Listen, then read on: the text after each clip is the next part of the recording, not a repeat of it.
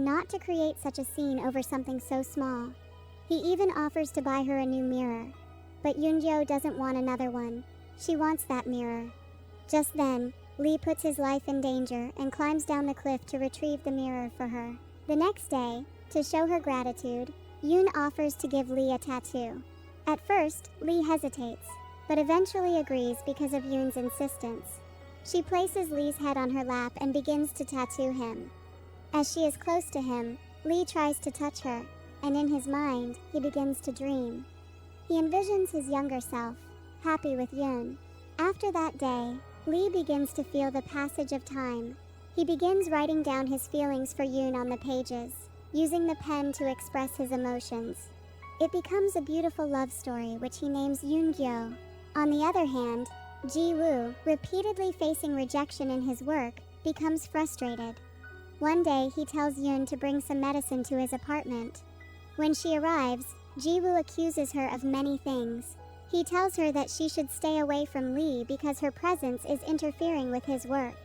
Actually, Ji-woo started feeling quite jealous deep down after seeing Yoon's growing affection for Lee. A fight broke out between them, and during the scuffle, Yoon-gyo's school badge accidentally pricked her chest. In anger, Yoon shouted that an engineer could never understand emotions. Ji-woo was shocked to hear this, because only Lee knew that he was an engineer. Seeing blood on Yoon's shirt, he handed her a tissue, and at that moment, he also noticed the tattoo on her body.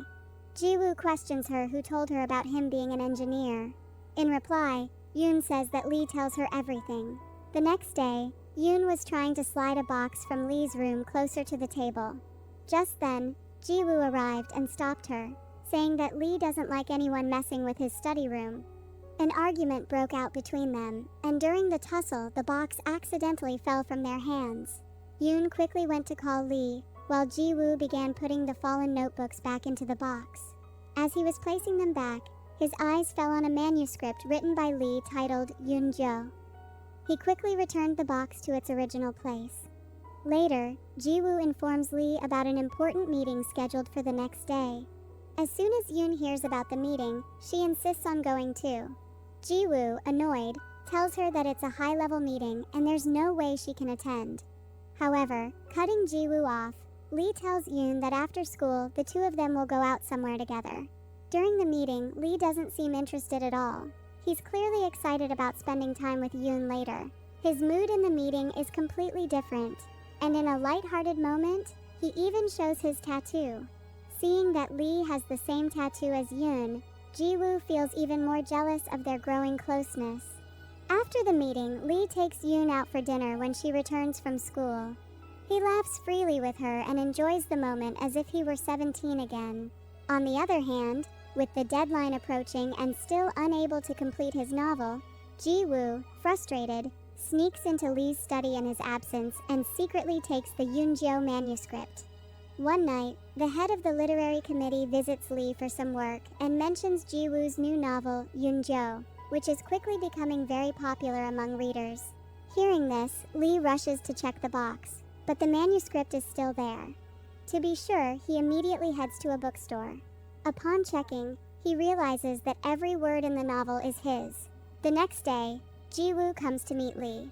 Seeing his new novel lying on the table, he realizes that Lee has found out everything. Lee questions Ji-woo why he did such a thing. Ji-woo replies that Lee would have never published that manuscript under his own name, and such a beautiful love story would have remained buried in a box forever.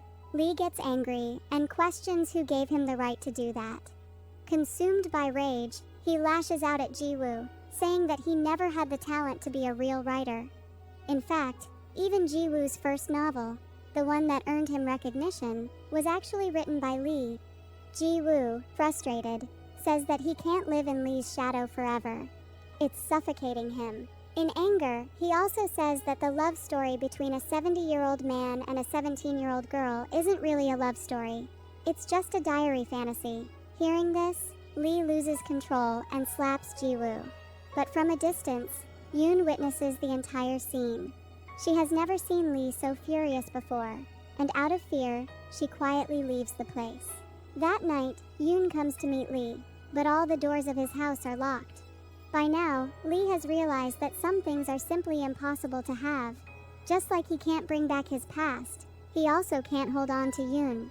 She is a dream he can never truly grasp.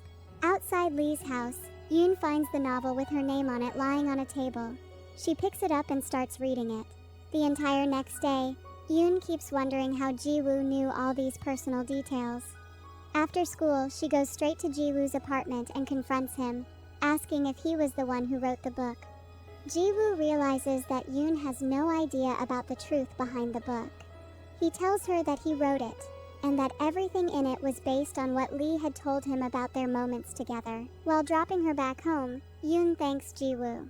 A few days later, news breaks that Ji-woo's novel has won that year's prestigious literary award. Ji-woo can hardly believe it. He's overwhelmed with happiness. For the award ceremony, Lee is invited as the chief guest. No one expects him to attend, as he has never shown up at any award function before. But this time he comes. Not for Ji-woo, but for the novel he had written, to help people understand its true meaning. On stage, Lee says, "Yoonjo is like the first sweet rain on dry, barren land. So beautiful, so pure. Perhaps no one could have written her more truthfully." Ji-woo sits quietly in the audience, his head lowered, simply listening. Many months pass, and winter arrives. On Lee's birthday, Yoon comes to his house once again to wish him. This time, Lee opens the door, and in the evening, the two begin celebrating together. A little later, Ji-woo also arrives to wish Lee.